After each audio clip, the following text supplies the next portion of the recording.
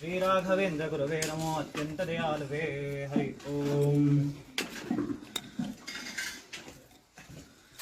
ಯಥಾಮತಿ ನಾನೊಂದು ಅಷ್ಟಕ ಬರೆದಿದ್ದೇನೆ ಶ್ರೀತೀರ್ಥರ ಮೇಲೆ. ಇದು ಸ್ವಪ್ನದಲ್ಲಿ ಬರ್ತಿದ್ದು, ನಾನು ಅಂದ್ಕೊಳ್ಳಬೇಕಷ್ಟೇ. ಕೂಡ ಒಂದು ಸಣ್ಣ ಪ್ರಯತ್ನ ತಪ್ಪಿದ್ರೆ ದಯವಿಟ್ಟು ಎಲ್ಲ ನಾನು ಗುಣಗಳಿದ್ರೆ ಗುಣಾಂಶಗಳಿದ್ರೆ ದಯವಿಟ್ಟು ಅದನ್ನು ಸ್ವೀಕಾರ ಮಾಡಿ.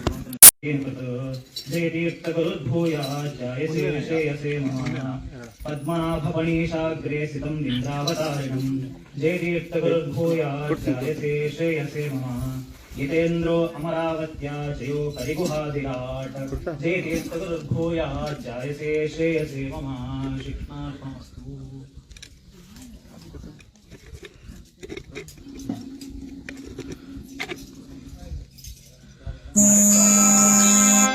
ಪ್ರಥಮಾಧ್ಯಾಯ ಚತುರ್ಥ ಪಾದದಲ್ಲಿ ಸುಧಾನುವಾದ ಮಾಡತಕ್ಕಂಥದ್ದು ಅವಕಾಶ ಸಿಗುವುದು ಬಹಳ ವಿರಳ.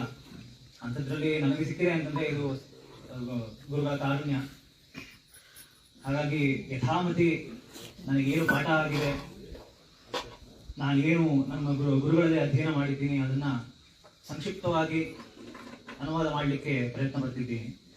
ಅದರ ಜೊತೆಗೆ ಇಂದಿನ ಕಥಾನಾಯಕರಾಗಿರ್ತಕ್ಕಂತಹ ವಾಗೀಶ್ ತೀರ್ಥರು ಅವರ ಬಗ್ಗೆಯೂ ಕೂಡ, ಅವರ ಆರಾಧನಾಂಗವಾಗಿ ಅವರ ಬಗ್ಗೆಯೂ ಕೂಡ ಕಿಂಚಿತ್ತು ಅವರ ಸ್ಮರಣೆಯನ್ನು ಮಾಡ್ತಾ, ಇಲ್ಲಿ ಇರ್ತಕ್ಕಂತಹ ಜಯತೀರ್ಥರ ಮಹಾತ್ಮೆ ಮತ್ತೆ ಜಯತೀರ್ಥರು ಇಲ್ಲೇ ಇದ್ದಾರೆ ಎಂಬುದಾಗಿ ಸಾಧನೆ ಮಾಡಲಿಕ್ಕೆ ನಂದೇ ಆಗಿರ್ತಕ್ಕಂತಹ ಕೆಲವೊಂದು ಚಿಂತನೆಗಳಿಂದ ಉಪವಾದನೆ ಮಾಡಲಿಕ್ಕೆ ಪ್ರಯತ್ನ ಮಾಡ್ತೀನಿ. ಗುರು ಹಿರಿಯರು ಅನುಗ್ರಹ ಮಾಡಿ. ಶ್ರೀಯಪ್ಪತ್ತೇ ನಿತ್ಯ ಗಣಿತ ಪ್ರಮಾಣಿಕ್ಯ ವಿಶದ ಪ್ರವಾಜಾಲೋಲ್ಲಾಸೋ ಅಪಾದ ಸಕಲಾವದ್ಯತಂಸೇ ಜಗಜ್ಜನ್ಮಸ್ತೇವ ಪ್ರಯಶನಾಶೀನವಪುಷೇ ನಮೋ ಅಶೇಷಾನ್ನಾಯ ಸ್ಮೃತಿ ಹೃದಯದೀಪ್ತಾಯ ಹರಯೇ. ನಾರಾಯಣಂ ನಿಖಿಲಪೂರ್ಣಗುಣೈಕದೇಹಂ ನಿರ್ದೋಷಮಾಪ್ಯತಮವಾಪ್ಯಕಲೇಸುವಾಕ್ಯೈಃ ಅಸ್ಯೋದ್ಭವಾದಿದಮಶೇಷ ವಿಶೇಷತೋಪಿ ವಂದ್ಯಂ ಸದಾ ಪ್ರಿಯತಮಂ ಮಮ ಸನ್ನಮಾಮಿ. ಹರಿ ಓಂ. ಪ್ರಥಮಾಧ್ಯಾಯದ ಚತುರ್ಥ ಪಾದದಲ್ಲಿ ಆನುಮಾನಿಕಾಧಿಕರಣ ಎಂಬುದಾಗಿ ಪ್ರಾರಂಭ ಮಾಡಿದ್ದಾರೆ. ಅಲ್ಲಿ ವಸ್ತುತತ್ವ ವಿಚಾರ ಏನು ಅಂತಂದ್ರೆ, ಅನ್ಯತ್ರ ಪ್ರಸಿದ್ಧ ಶಬ್ದಗಳು ಮತ್ತೆ ಅನ್ಯತ್ರೈವ ಪ್ರಸಿದ್ಧ ಶಬ್ದಗಳ ಮಧ್ಯ ವೈಲಕ್ಷಣ್ಯಗಳು ಏನು ಮತ್ತೆ ಸಂಬಂಧ ಏನು, ಈ ವಿಚಾರವನ್ನು ಕುರಿತು ಇಲ್ಲಿ ವಿಮರ್ಶೆ ಮಾಡ್ತಿದ್ದಾರೆ. ಅದರೊಳಗೆ ಮೊದಲನೆಯದಾಗಿ ಆನುಮಾನಿಕಾಧಿಕರಣದಲ್ಲಿ ಬರ್ತಕ್ಕಂತಹ ಸೂತ್ರ ಯಾವುದು ಅಂತಂದ್ರೆ, ಓಂ ಆನುಮಾನಿಕಮಪಿ ಏಕೇಶಾಮಿತಿ ಚೇನ್ನ ಶರೀರ ರೂಪಕ ವಿನ್ಯಸ್ತ ಗೃಹೀತಂ ದರ್ಶಯತಿ ಓಂ ಎಂಬುದಾಗಿ.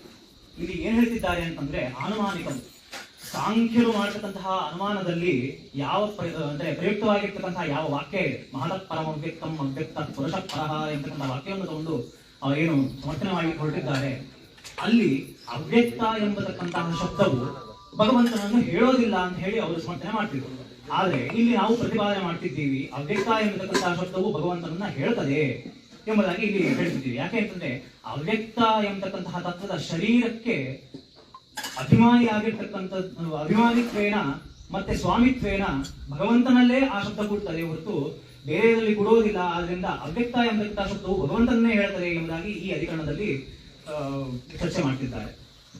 ಹೇಗೆ ಅಂತಂದ್ರೆ, ಮಹತಃ ಪರಮ ಅವ್ಯಕ್ತಂ ಅವ್ಯಕ್ತಾತ್ ಪುರುಷ ಪರಹ ಎಂಬುದರಲ್ಲಿ ಮಹತ್ತತ್ವಕ್ಕಿಂತ ಉತ್ಕೃಷ್ಟವಾದದ್ದು ಅವ್ಯಕ್ತತತ್ವ, ಅವ್ಯಕ್ತತತ್ವಕ್ಕಿಂತ ಉತ್ಕೃಷ್ಟವಾದದ್ದು ಪುರುಷತತ್ವ, ಪುರುಷತತ್ವಕ್ಕಿಂತ ಉತ್ಕೃಷ್ಟವಾದದ್ದು ಇನ್ಯಾವುದೂ ಇಲ್ಲ ಎಂಬುದಾಗಿ ಈ ರೀತಿ ಸಮರ್ಥನೆ ಮಾಡ್ತಿದ್ದಾರೆ.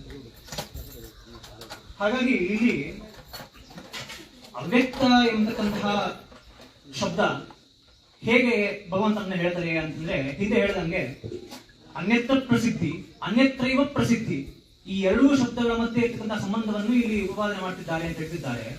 ಇಲ್ಲೂ ಕೂಡ ಅವ್ಯಕ್ತ ಶಬ್ದವು ಅನ್ಯತ್ರ ಪ್ರಸಿದ್ಧಿತ್ವೇನ ರಮಾದೇವಿಯನ್ನು ಹೇಳುತ್ತಿದ್ರು ಕೂಡ ಅನ್ಯತ್ರೈವ ಪ್ರಸಿದ್ಧಿತ್ವೇನ ಭಗವಂತನನ್ನು ಹೇಳ್ತಿದೆ ಎಂಬುದಾಗಿ ಇಲ್ಲಿ ಈ ರೀತಿ ಸಂಬಂಧನೆ ಮಾಡ್ತಾರೆ.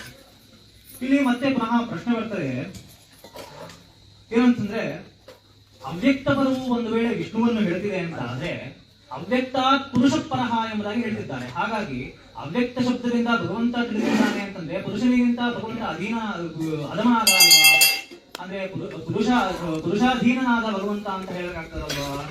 ಈ ರೀತಿ ಹೇಳೋದಾದ್ರೆ ಪುನಃ ಶ್ರುತಿ ವಿರೋಧವೂ ಬರ್ತದೆ ಎಂಬುದಾಗಿ ಇಲ್ಲಿ ಪ್ರಶ್ನೆ ಮಾಡಿರ್ತಾರೆ. ಅದಕ್ಕೆ ನಾವು ಸಮಾಧಾನ ಕೊಟ್ಟಿದ್ದೀವಿ. ಏನಂತಂದ್ರೆ ಓಂ ತದಧೀನತ್ವಾದ ಅರ್ಥವತ್ತು ಓಂ ಎಂಬಂತಹ ಸೂತ್ರದಿಂದ ಇದಕ್ಕೆ ಉತ್ತರವನ್ನು ಕೊಟ್ಟಿದ್ದಾರೆ ಶ್ರೀನಿವಾಚಾರ್ಯ. ಏನಂತ?